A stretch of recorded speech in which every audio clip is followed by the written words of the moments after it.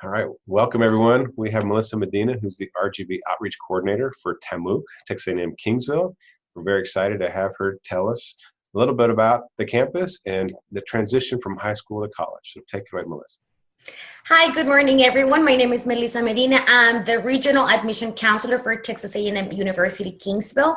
My presentation is mostly targeted for A&M Kingsville, although since I will have an audience which have been accepted to different universities or may are thinking about going different universities, I'll talk about Kingsville, but I'll make sure I take a couple points important for different universities as well. Since I do not know everything by the palm of my hand, meaning like the transition from it, I had a presentation that I use with all my students whenever I present for follow-ups, and that's the one that I'm going to be using this morning.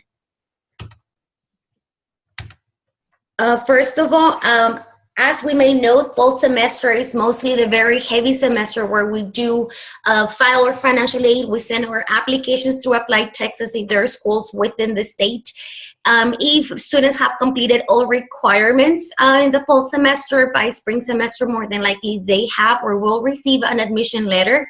At A&M Kingsville, once everything, the file is completed, meaning your application through Applied Texas, you have sent your high school transcript, an official one, as well as your test scores, either ACTs or SATs. Once that has been received, we take no more than 5 business days for us to give an admission decision for the student. If a student is being sent to review committee, it will take about 15 business days for them to receive an admission letter or admission decision by that case, which is pretty fast, pretty awesome in the system. So as of right now, we do have more than half of the applicants completed at A&M Kingsville, means that more than 60% have received an admission decision by now.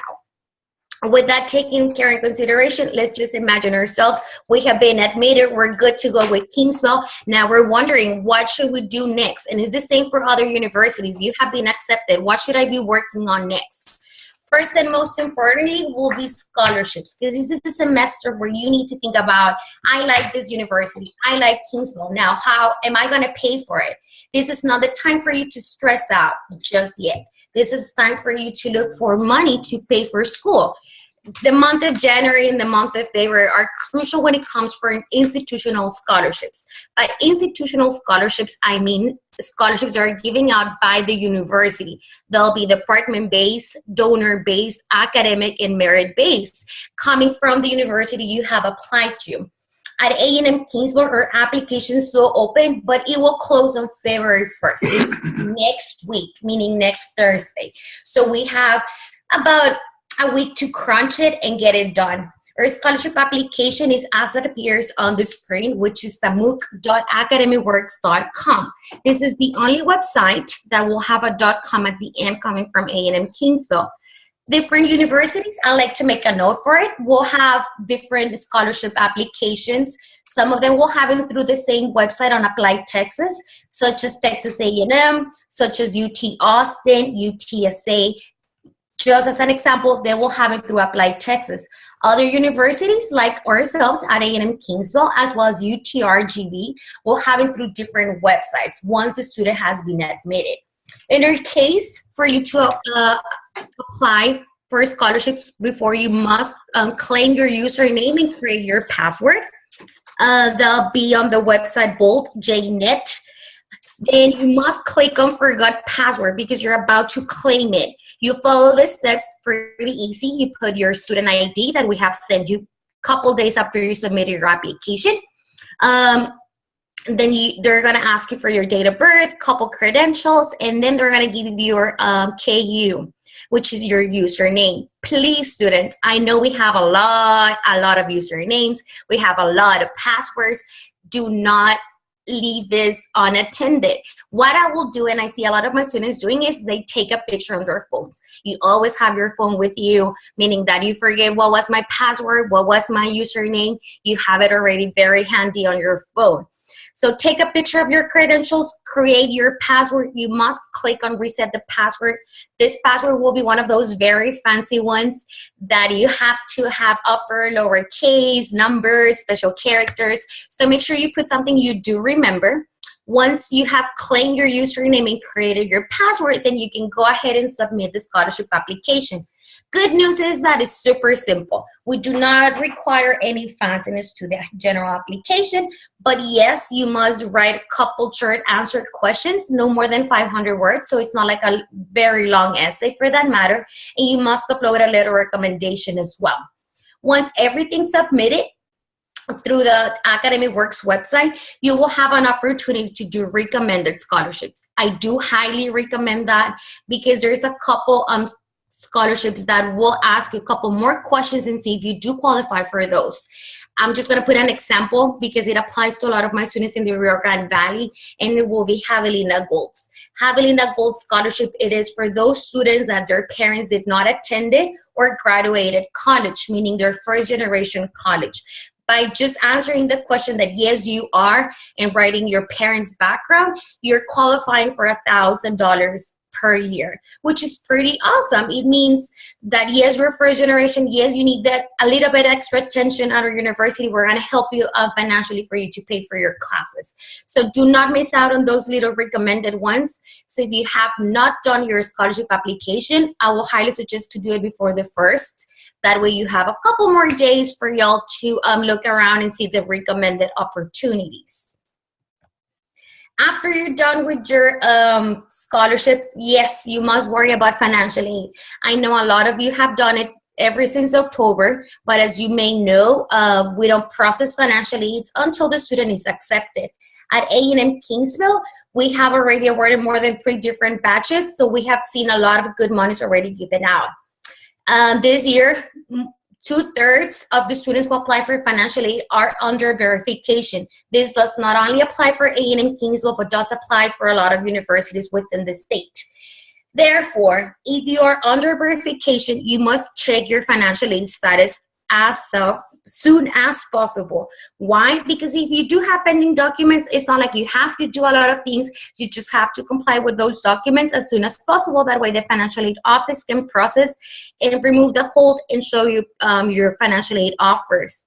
At A&M Kingsville, as you may know, our portal is blue and gold.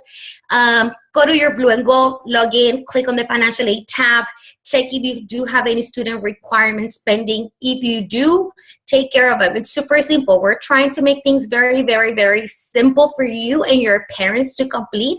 So it's basically just one verification form that you must print and send via fax. Why am I asking you guys to send it via fax? Is because we receive it right away, meaning you don't have to worry for the mail to deliver, meaning you don't have to worry on your recruiter to go and pick up those documents. You send them via fax, financially receive them, they start processing out. Once they process those documents, it takes about 5 to 10 business days for them to process. The hold will be removed, and now you can see your financial aid offers and go ahead and accept the monies that have been offered to you. For those that use the IRS retrieval tool and still are under verification, just verify with the financial aid office that you actually indeed used it, and that's about it. It's not a big document for you to see, and I'm going to show you. I have printed out the documents actually. So as you may see, it's a very simple form that is posted on your financial aid tab. You don't worry about nothing else other than 2 pages. All you have to do is sign it, verify the information. This is the first one you must work with. Don't worry about requesting IRS transcripts. If your parents did file, you can go ahead and use the IRS retrieval tool. So yes, read it. I know you guys don't like to, but read it. It's super simple. Like I said, we're trying to make things very, very easy compared to last year.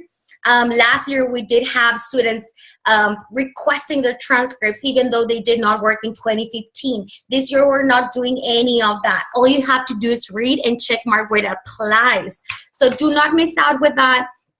Like I said, it's just a matter of sending over the facts.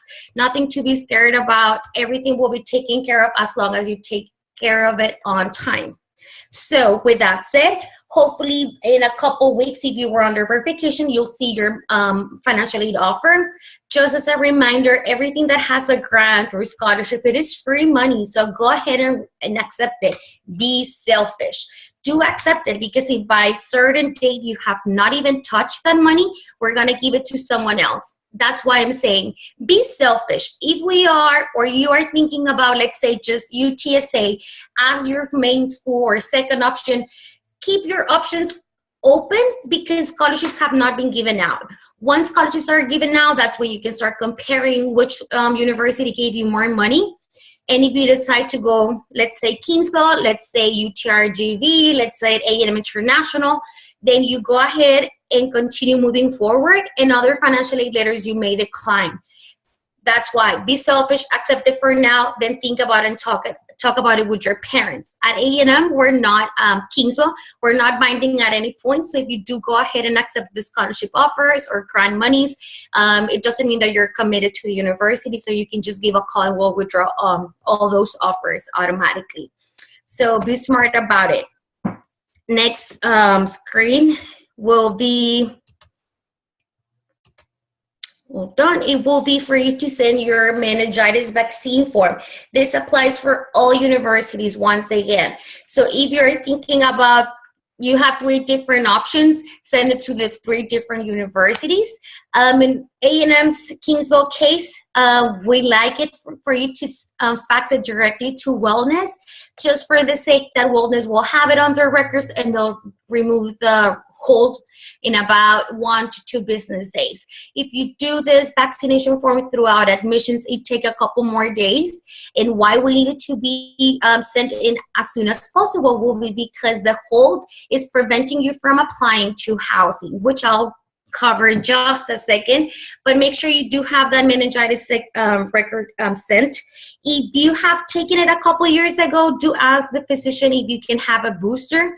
When you are in high school, I believe the cost of the vaccine is pretty affordable. And after you graduate high school, then the price will rise up, I believe, a little bit over $200. So if it expires your sophomore year, you'll have to have your booster, and now you'll have to pay for that. So I've seen students that will have their booster before graduation. That way they'll make sure they'll cover the 4 years of college. So do talk about it with your physician or even the school nurse. They do know a lot about the vaccination, so do ask around for that.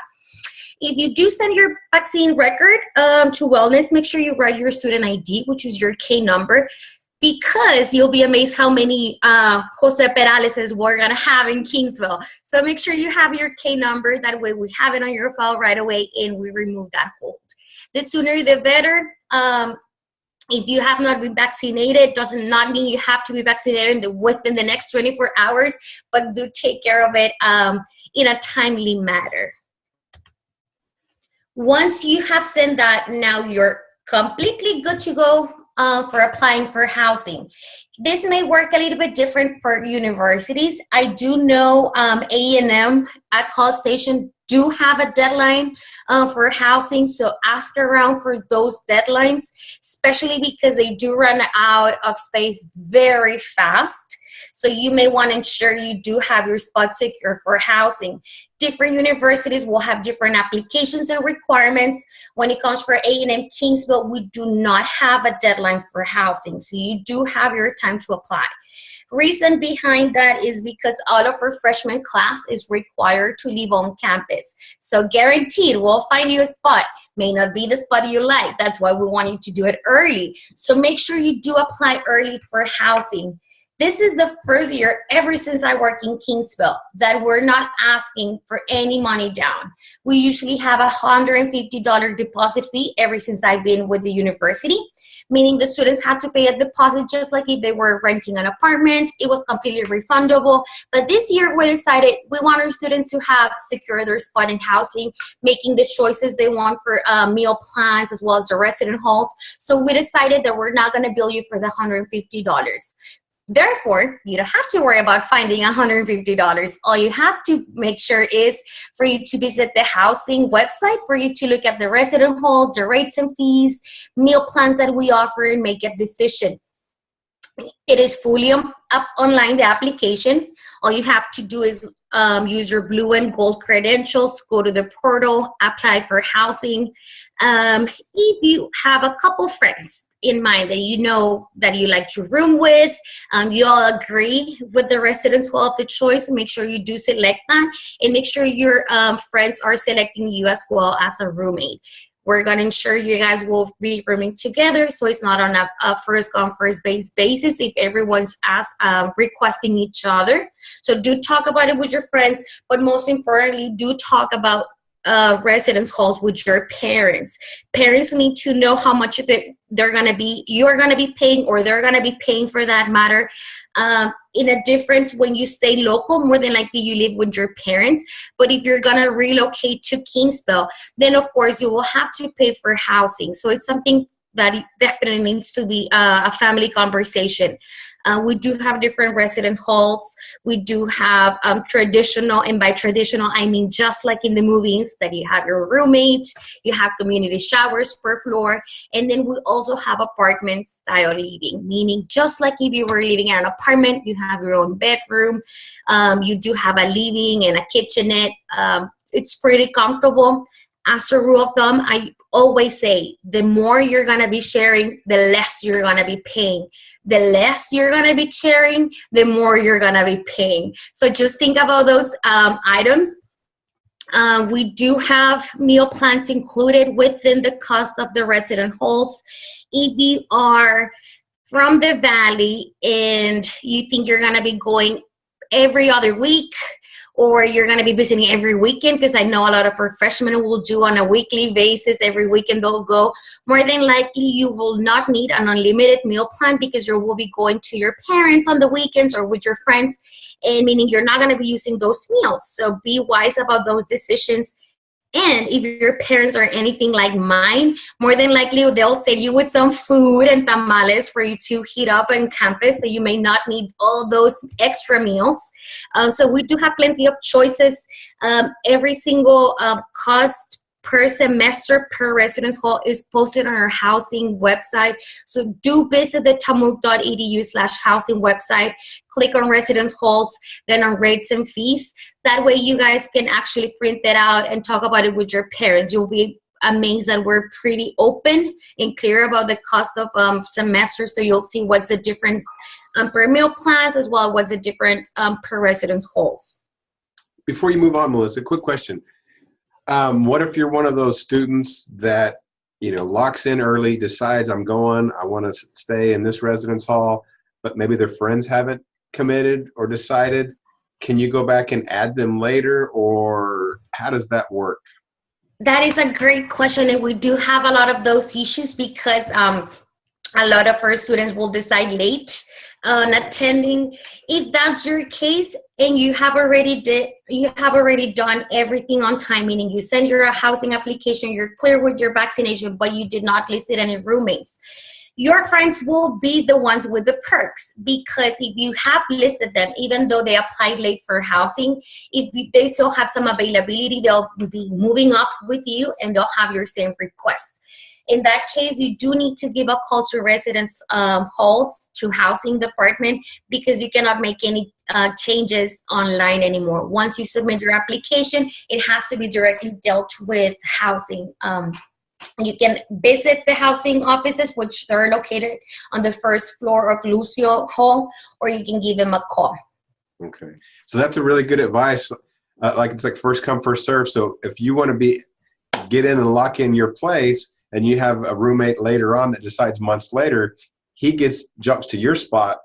Yes, as long as we do have availability, we'll move them up. So yes. So it's in your best interest to do it, lock in now, and then you can always make adjustments later. Yes, definitely. The only key to it is making sure both or the 4 of the residents want the same residence hall, and that we have availability. But I see that every summer, a lot of our students go to orientation, make a couple friends, they decide to room together, even though they applied at different times for housing. We'll take in consideration whomever logged in first. So we try to make everyone happy for those matters. Excellent. Thank you. Yes, good question. I'd just like to make a note, because I forgot to mention this. If I have any students within a 20-mile radius, then more than likely may apply for students who live by Benavides, Valfurrias, Bishop. If I have any students within that area, and they want to live with their parents, that's completely fine as long as a 20-mile radius, or I believe 20 to 50-mile radius, depending on their location. And all you have to do is send an exemption form to housing. That way they'll know where you're going to be living with. If you do have any older siblings or maybe like close family members, close blood family members, you can also qualify for an exemption for housing. If that's not your case, then all freshmen are indeed required to live on campus just the freshman year. Every single time they'll ask me, can I bring my own car? Yes, you can bring your vehicle. You'll have your parking permit assigned to you. So you'll be the yellow, if I'm not wrong, parking spot. So yes, you can bring it as a freshman. You don't have to be a summer to bring your own car to the to campus. Thank you. Moving on.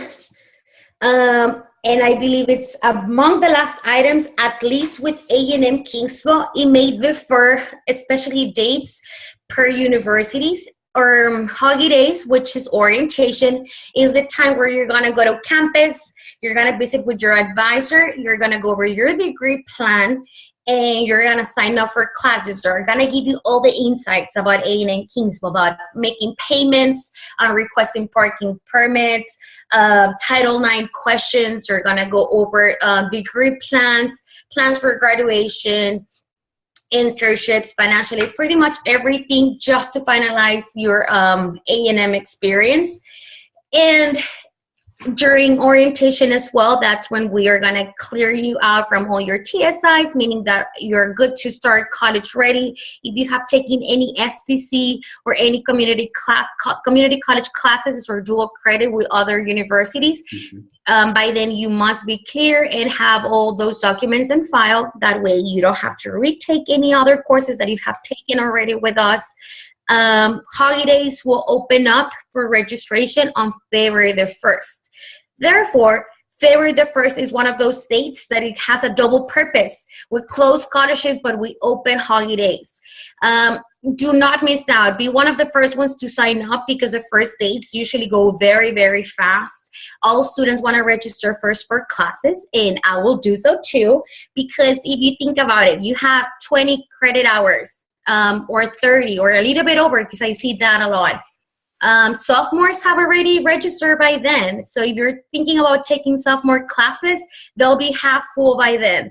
If you have no credits whatsoever from dual credit, then you'll have only freshman classes. So you'll be one of the first ones signing up for those. But do think about those items. Once again, and I like to make a note for it, is that we're not binding at any time. So even if you register for holidays, even if you attend holidays, does not mean you're making a commitment to A&M Kingsville. So you can move on with the process. You can register. You can even attend to holidays, and does not mean you are making a commitment.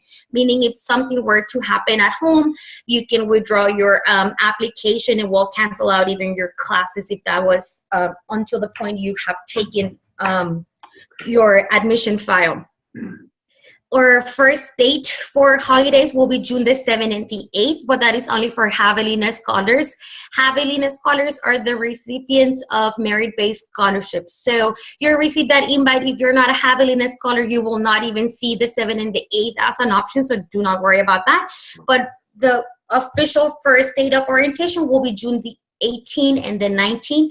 And as you may see, this is midsummer. I know a lot of universities, and I can speak for experience. At A&M College Station, I believe they start as early as, I want to say April, the first orientations.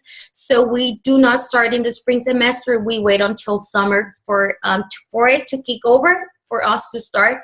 I know even UTRGV will have it in May as well. So it differs from universities, and I know a lot of universities will also have a commitment day. We do not have one because we're non-binding, but other universities by May 1st, you must say yes or no. After May 1st for some universities, just on the top of my head, will be UT Austin. You miss the May 1st deadline, and it means that you said no. So think about that, guys. Do not stress about it just yet. We have a couple more months for you guys to work on scholarships and see your offers. But do keep in touch with your admissions counselors and see, do y'all have a commitment day? You do not. At what point am I binded to university? At what point I'm not? So those questions are definitely for you guys to think about that. Once again, don't stress just yet, but do have it on the back of your mind that some schools may need a commitment. And if you're actually thinking about it, make sure you say yes to those universities by their deadline. In our case, we don't have that, so you don't have to worry about that with Kingsville. Once again, you can register for orientation and attend to it. It does not mean you're committed to it. As you may notice, these are 2 days. It's an overnight orientation. We do have a $35 fee for attending orientation. It does cover your night at the residence halls, which is pretty awesome, and all your meals. So you don't have to worry about bringing any money with you or any meals. All you have to bring is a good spirited attitude and a couple clothing items, because you're going to be spending the night with us. As we move over with preview days, with holidays, I know a lot of you may have say yes and then you decide not to go. Just give us a call. You can even give me a call and I'll make sure we remove that from you. So I will say lock it down. Be selfish once again and lock the date that works best with you.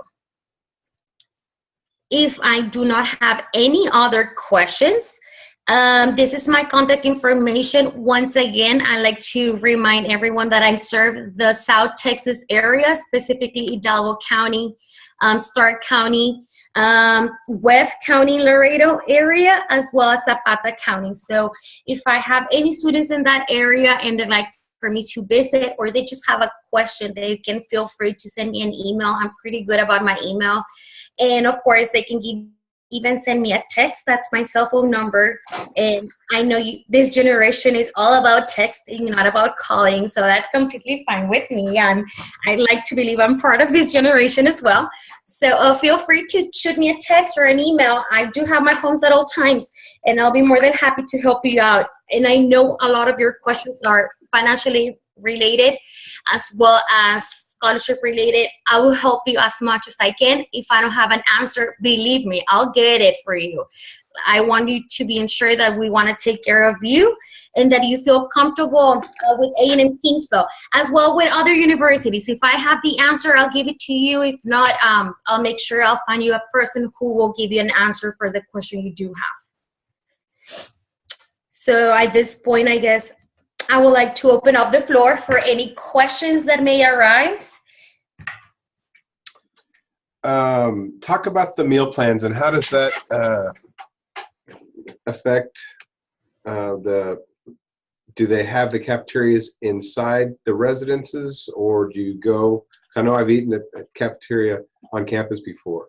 Yes, definitely. We do have at A&M Kingsville, we do have 2 dining halls. One is located right next to Lucia Hall, which is one of the apartments, the living room. It is the latest or newest edition of dining halls. It's pretty big. We do also have our first dining hall, which is in between Turner and Bishop resident halls. It is older and it's a little bit smaller, but it has the same food, same quality as the one in Lucio. So we do have one on the south side, and one in the north side as well for students to use.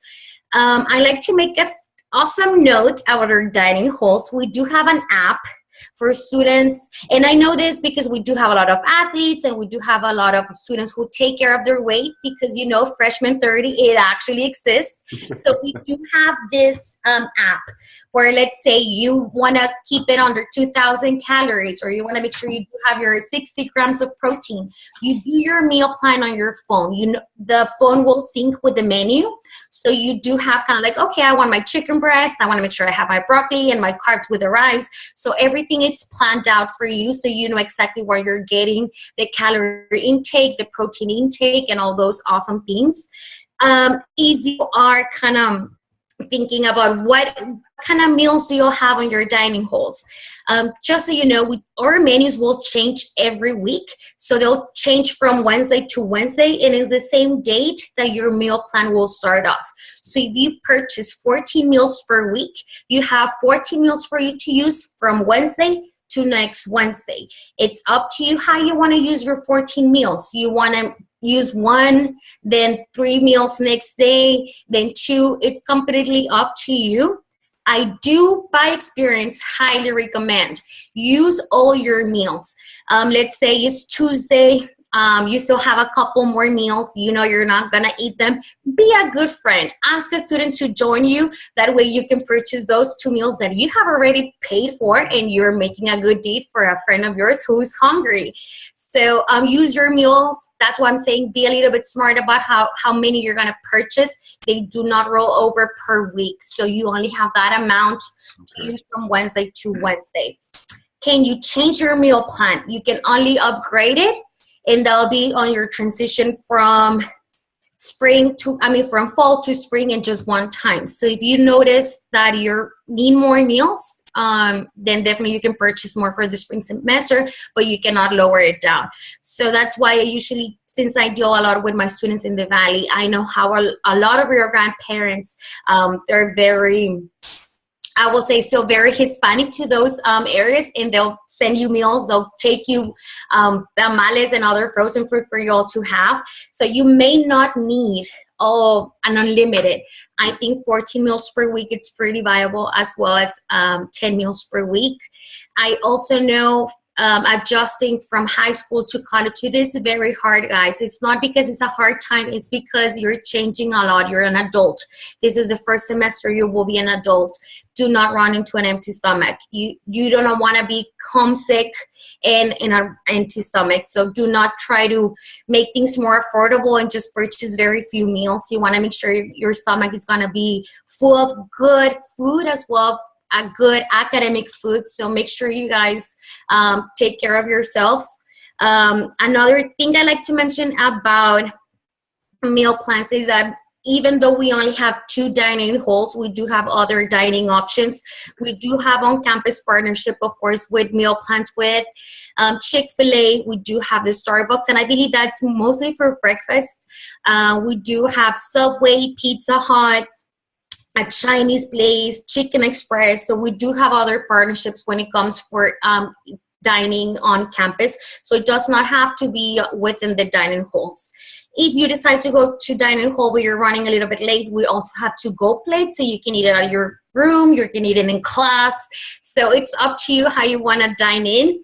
All of our residence hall have full kitchens, so if you like to cook something, by all means, feel free to do so. And we do have barbecue pits as well, so you can barbecue with your friends and have some good old barbecue for dinner or lunch. I was going to mention about the to-go. Like you said, if you come up Tuesday, you still have some things you can go get to-goes and put in your fridge and munch on it.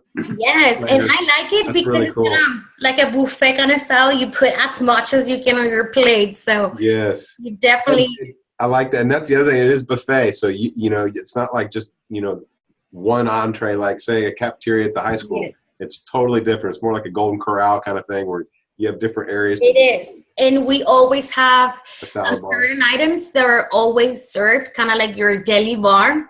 And my personal favorite will be the soup and salad bar. We do have different toppings. So those are kind of like your givens. We do have Bluebell ice cream. I love it. So those are always givens. You always have dessert, homemade cookies. So of course, I know a lot of you are trying to, be healthy, and I highly recommend it. But it's always good to have that, to know that you do have some comfort food as well if needed. That's true. Now, do they give you a card? Is it like you have a Hoggy card or something that you swipe, or how does that work? Student ID, it is multi-purpose. Your student ID, that's where you do have your meal plans loaded on. That's the same ID you're used for the bookstore and the library for you to check out books. And of course, for all freshmen, will be their key to their residence halls. Oh, I'm glad I mentioned that. All my students will ask me, do y'all have a curfew? No, we do not have a curfew. You guys are adults. But we do care about safety. So 15 minutes after the last class for the day ends, all of the residence hall will automatically lock, meaning no outsider can get in. This is for your safety. This is not because we have a curfew. You get in by swiping your ID. Apartments are leaving even locks in the elevators. We want to ensure no stranger, no outsider without permission can enter the housing, or residence halls. So yes, you'll be safe. No curfews. So your student ID is pretty much everything, even your entrance for football games, baseball games, softball. All of that is already included within your tuition, so you don't have to pay for extra tickets. All you have to do is swipe your ID. Awesome. I like Mm-hmm. that. Very convenient. So obviously take care of that. Lanyard, something you don't want to lose that because your whole hoggy life is on that card, huh? Yes, and in case you lose it, do not. I believe it's $5 for you to replace it, but do not lose it because it's already, like I said, we're already billing you for it. So you already paid for it once. You don't have to be repaying every time you misplace it. A lanyard is always very helpful, and we do note about that. So during holidays, we're gonna give you your lanyard. So we give you your student ID with your lanyard, everything good to go. We know how useful it is, so we're gonna provide that for you, so you don't have to worry about purchasing one. Okay. And you said that that card, then you could use it, say, at Chick-fil-A, and you'd swipe it. And do they have then like a combo package that comes with that, like one meal, or because I don't think that would be all you can eat. No, it is not all you can eat. When it comes for dining facilities, they do have certain meals that are already compliant with the meal plan. I believe it's a chicken sandwich with some fries for Chick-fil-A. But let's say you want a Santa Fe salad. I'm not sure if it's part of the dining hall. Part of the meal plans. So if you swipe it for a meal plan, they'll give you I believe there's 2 to 3 options per dining hall. Per dining restaurant for that matter. Okay. Not all meals apply, especially let's say you want a grande frappuccino, double chocolate. More than likely, it is not part of your meal plan. But you can load money to your student ID, to your Javelina card, and you can purchase any items within the Javelina card without coming from a meal plan. You can preload it when it comes when you're paying for your meal plans, or your parents or yourself can load some money online as well. So if you have a birthday coming up, and you can tell your family members, you guys know best gift is for you to upload me some money to my Javelina card. That way I can purchase things on campus. They'll apply for the bookstore as well. Good. That makes sense. Can you use scholarship money to load it and maybe then go buy books or jerseys or? I'm very unsure about that. Okay, I'm just curious. You need a Visa or a MasterCard, I think, for you to upload money. So I think it might be with the scholarship department. They may be able to upload it for you. I can only assume. Okay, just checking, just throwing out some possible questions they might have. Awesome. Yes, definitely. We do take care of, if you do have scholarship money for books, like you mentioned, you can use that at the bookstore. So definitely you need a backpack. It's not a book, but it's something that you need. And without the bookstore, all those monies and scholarships, you can spend it on the bookstore, definitely. Excellent. Well, thank you, Melissa. You talked about parking. How much is a parking pass? Is it by semester, by year? It is per year. It is pretty affordable. I believe it's about around, because it may change a little bit. It is around $100 year long. So pretty affordable. You can pay for it up front, or you can pay it whenever we bill you your tuition and fees on the fall semester. Okay. Yes, we don't have those $400 parking permits. If you are living on campus, we'll assign you the color designated parking lot. Make sure you do park where your parking permit says. Do not park on red. Do not park on green if you're yellow.